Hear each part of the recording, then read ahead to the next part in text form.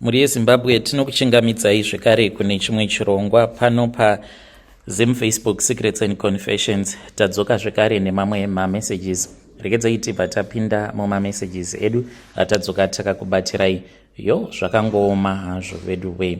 Hanzi mukoma muri sei zvenyu. Ininiwo I am a maid kunoku kuBorodal. Saka boss vangu vanofungidzira kuti inini I am loyal, but chavasingatombosivi ndechekuti ndiri kutorara nemurume wavo. Izvo ndo zvakaitika. Mukoma ndakatorwa nevamwe vatete vangu vakabva vandiudza kuti vainge vaine umwe mukadzi uyo kwavanonamata naye ainge achitsvaka maid. Vakauya vakazonditora ndokubva ndambogara navo ndikatanga kuenda kuchechi. So ndakabva ndatongofarirwa namadam boss vangu vakabva vati it is okay, ndobva ndachizotanga kuvashandira. Zvose zvainge zvakarongeka mukoma. Saka ivo nguva zhinji vanowanzokuti kana vakanetsana nemurume wavo vanotonzi mai chibhegi, because vanongogara vakarongedza bhegi nguva dzose. Kana vakangonetsana nemurume kunyange nekuda kwekanyaya kadiki diki vanotorongedza bhegi vobva vaenda. Ende kana vakaenda vakanogara kumba kwevabereki vavo vanozotoita zvekutobvunzwa kuti nhaiwe ko murume uchiri kumuda here kana kuti kwete nanasisi vavo. Dzimwe nguva ndaizotoita zvekutotaura navo ndichiti ko muchiri kuuya here kuno kana kuti hamuchadi kuuya. Nekufamba kwenguva mukoma ndakatanga kuudzwa nemurume wamadam boss kuti iwe ndive watova amai panapa pamba, uyo munhu chisiyana naye. Taraone kuti machengetero auri kuita vana kuti uri kugona kuvachengeta sei. Ndo pakatangira nyaya dzose ipapo kusvika pari nhasi.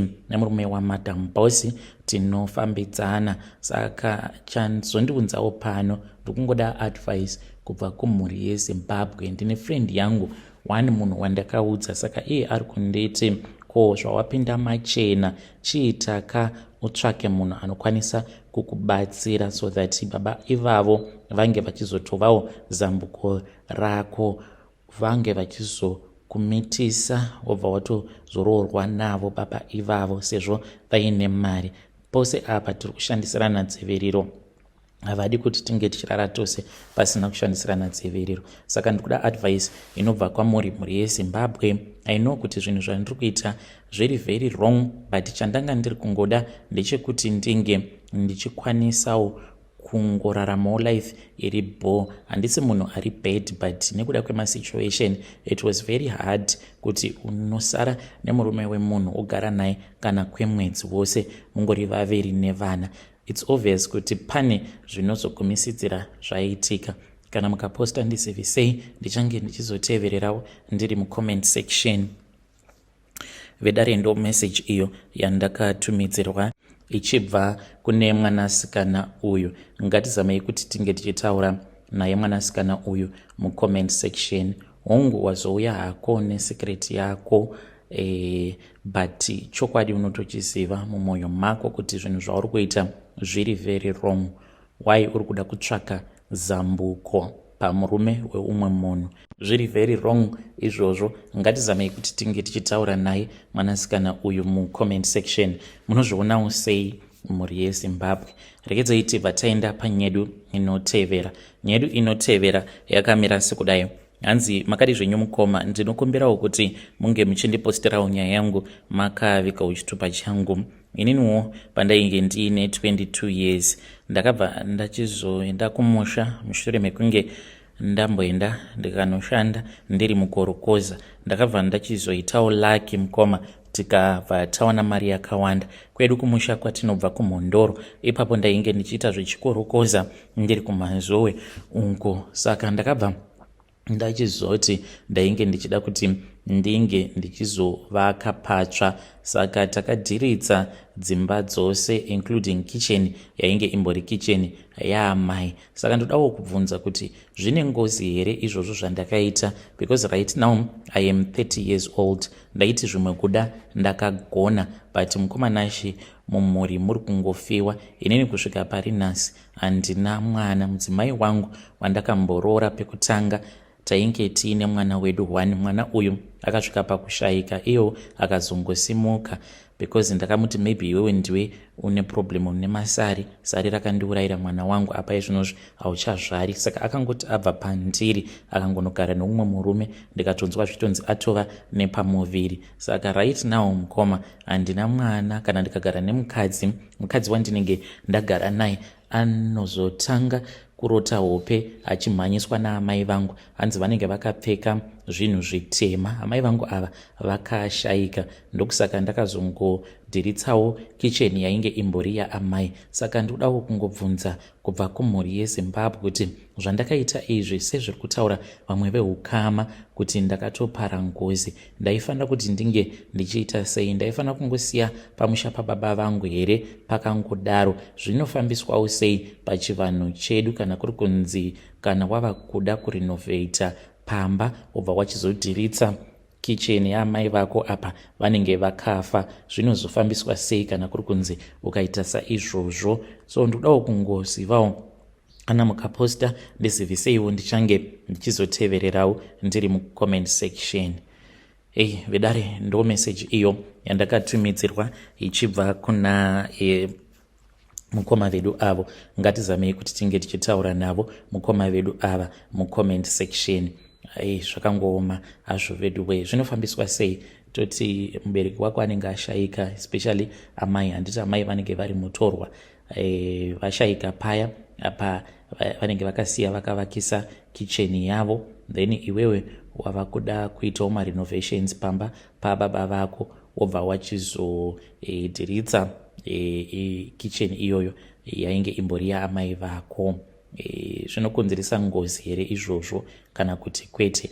Ngatimubatsireiwo mwanakomana uyu mucomment section so that ange achiziva kuti maproblems ake ari kumbobva nepi chaizvo. Regedzai tibva taenda panyedu inotevera.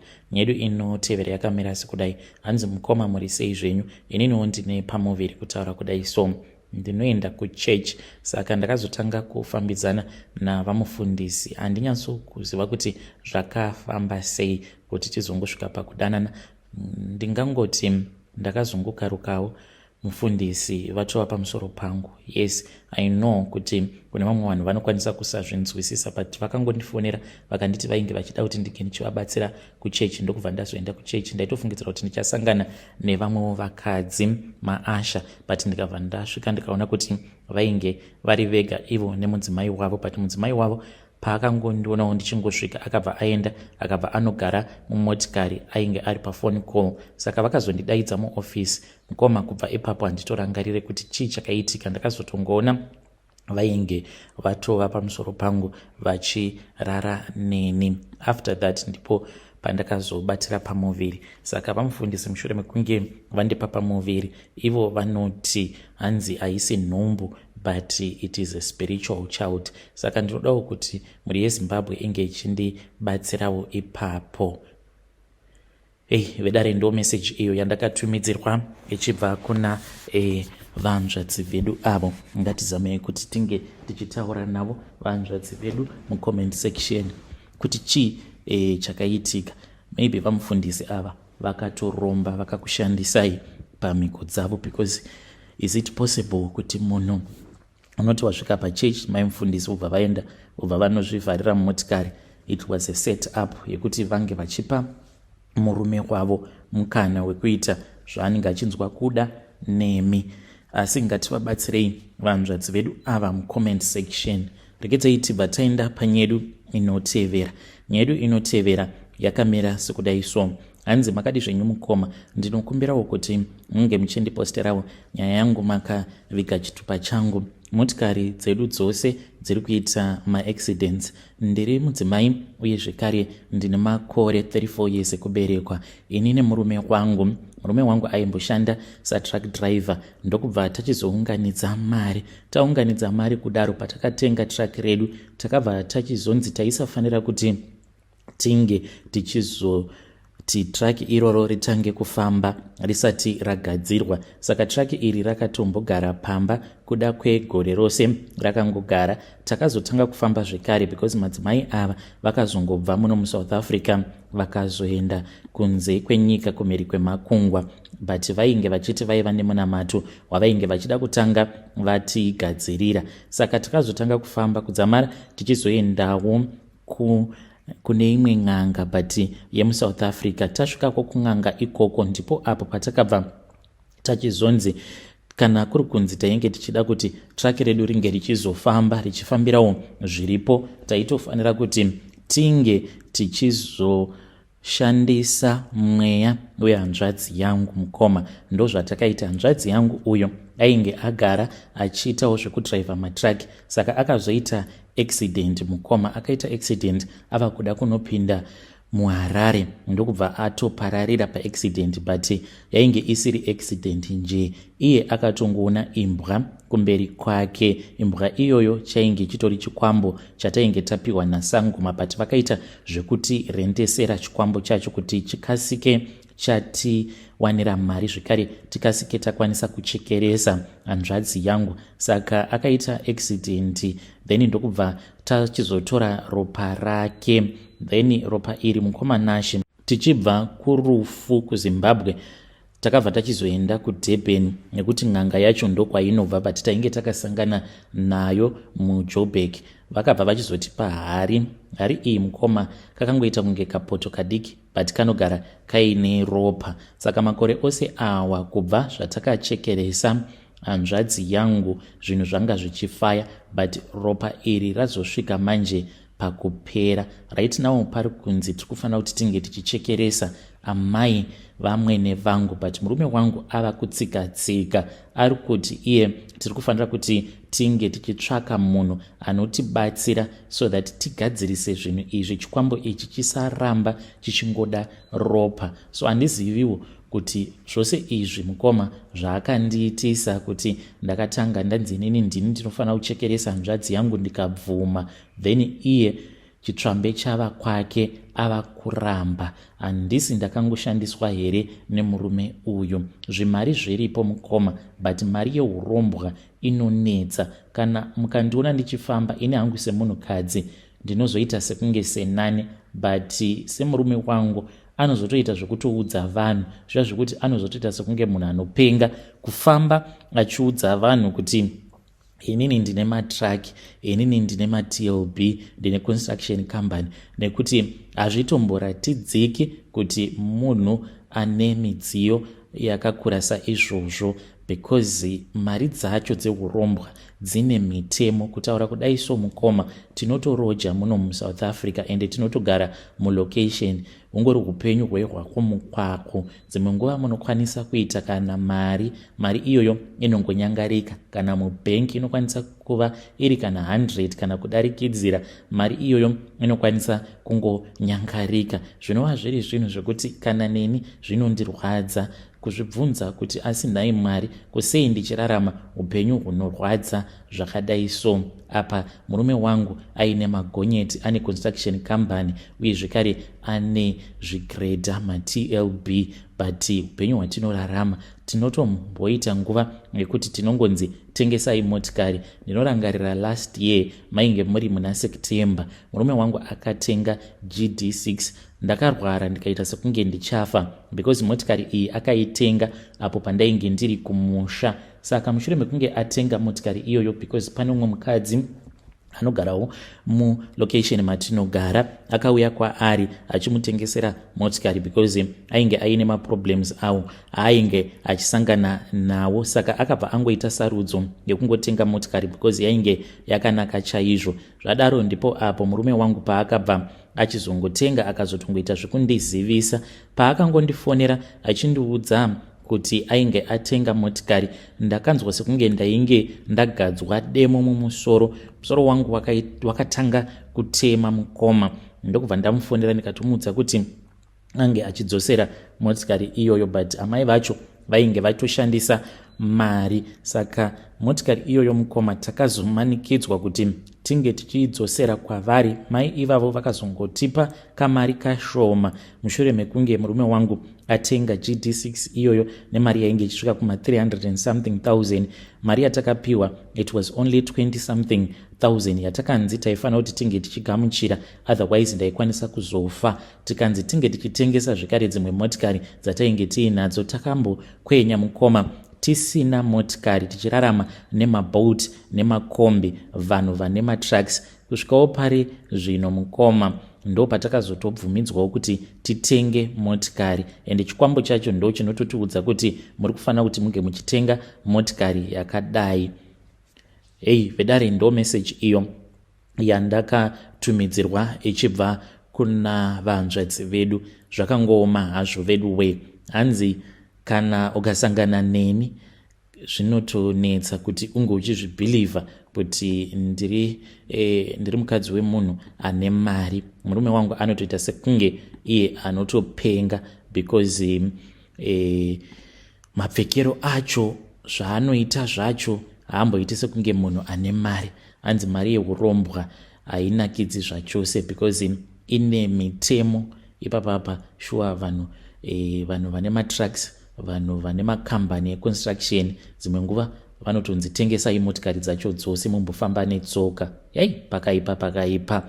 Asi ngativabatsirei pamubvunzo wavo uyo wazovaunza pano wekuti inini ndakanzi ndichekerese hanzvadzi yangu ndikabvuma.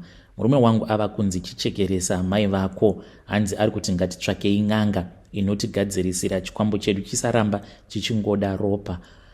Pakaipa. Ngatitaurei navo vanzvadzi vedu ava mucomment section. Regedzai tibva taenda panyedu inotevera. Nyedu inotevera yakamera sekudai. Hanzi mudzimai wangu mukoma ndakazomugona. Mai vekwangu vaiwanza yepu pane zvose izvo zvandinenge ndichida kuti zvinge zvichiitwa. Vaitanga vambobvunza amai vavo. On top of that vaiva munhu wekuti vaikontrolewa nehanzvadzi dzavo. Apa vanatsano ava ndini ndakatoita kuti vange vachiuya kuno kuSouth Africa. Vaiva vanhu vainge vachitambura zvisingaite pavainge vari kuZimbabwe. Vauya kuno ndipo apo pandakabva ndachizoona kuti ndainge ndakatobhaiza sterek because vainge vava kundidheerera uye zvekare vachiita zvavanonzwa kuda neni. Ndaiti kana ndikanetsana nemudzimai ivo vaitouya vobva vatanga kutopindira panyaya dzacho idzodzo vachitaura zvavanenge vachinzwa kuda. Ndakabva ndati demet, ndokubva ndachizodzokera kumba. Mukoma ndakaita zvokuenda kuchipinge ini, ndakatombodyirwa mari but ndakazosvika pakusangana nen'anga yakandibatsira. Ndoda kuvatenda sekuru ivavo. Aiwa, vakandibatsira. Vakangonditi chavainge vachida kuita pandiri ndechekunditemerera nyora. But nyora idzi manje handichatsinzwisisi kuti dzinombonyatsokushanda sei. Like pane zvakangoitika ka1 iro gore rino richitanga. Saka ndakati ndichibva kumusha tainge takatogara takamirira kuti kombi inge ichizara pamesina mutaxi rank muya. So takamirira kombi kuti inge ichizara mukoma. Pakasvika vamwe amai ava muvhenda vainge vakatopfeka shoti ravo rakatonaka paya. Ndakangovatarisa ndikatofila ndiri attracted kwavari. Mukoma ndakangonzwa sikarudzi yangu yava kutanga kuita sekunge yatopinda musikarudzi yemunhukadzi. Ivowo ndakati ndakavatarisa vainge vasingakwanisi kugadzikana kusvika ini ndichizonopedza. Amai ava vainge vakangosunga makumbo chete vachirakidza kuti pane zvainge zvichiitika pavari. Saka ndava kutofungidzira kuti mushonga uyu une kakupanduka kawakaita kuita sekunge munhu ane gondwa. But kumashure kwose uko kubva zvandainge ndakaushandisa, kubva zuva randakaenda kubasa ndakapfeka G-string remudzimai wangu sezvandainge ndakaudzwa nasekuru vacho kuti ndinofanira kuenda kubasa ndakapfeka chipfeko chake chemukati kuti iye ange achizova pasi pangu achindiremekedza achizoita zvose zvandinoda kuti ange achizoita. Zvekare neyepu yose inge ichizopera. Ndakabva ndachizotanga kurota. Ndinorota umwe mukadzi anouya kwandiri. Mukadzi uyu chiso chake chinenge chiri chiso chemunhu, anenge atori nemaoko mazamu, asi kubva pawaist apa kudzika kuzasi. Ndingangoti kutangira padumbu I think inenge iri nyoka iyi inenge iri yeblack and atori nesikarudzi dzakawanda. Sikarudzi idzi I think dzinosvika kuma10.